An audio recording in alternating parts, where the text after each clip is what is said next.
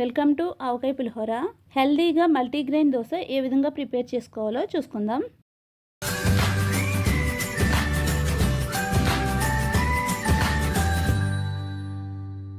ఈ మల్టీగ్రెయిన్ దోశ కోసం 1 cup of వేరుశెనగుళ్ళు, శనగలు, పెసలు, శనగపప్పు, కందిపప్పు, మినపప్పు, రాగులు, అదే విధంగా 1 టీ స్పూన్ మెంతులు తీసుకోవాలి. మొత్తం ఇంగ్రీడియంట్స్ అన్నిటినీ కలిపి శుభ్రం వాష్ చేసుకుని ఓవర్ నైట్ నానబెట్టుకోవాలి.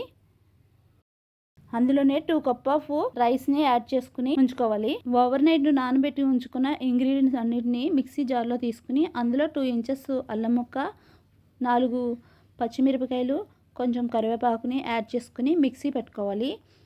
ఈ విధంగా దోశ కన్సిస్టెన్సీ వచ్చే వరకు మిక్సీ చేసుకోవాలి. టేస్ట్కి సరిపడినంత సాల్ట్ వేసుకుని మొత్తం కలుపుకోవాలి. స్టవ్ వెలిగించుకుని నాన్ స్టిక్ పెట్టుకుని దాని మీద దోశని అప్లై చేసుకోవాలి. లైట్గా ఆయిల్ని స్ప్రెడ్ చేసుకుంటూ ఉండాలి.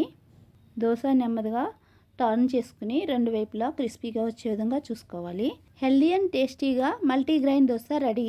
ఈ రెసిపీ కనుక నచ్చినట్లయితే లైక్ చేయండి, షేర్ చేయండి, కామెంట్ చేయండి, సబ్స్క్రైబ్ చేసుకుని అదేవిధంగా పక్కన ఉన్న బెల్ సింబల్ని క్లిక్ చేయండి. ఈ మల్టీగ్రెయిన్ దోశని కొబ్బరి చట్నీతో సర్వ్ చేసుకుంటే చాలా టేస్టీగా ఉంటుంది. Thank you for watching.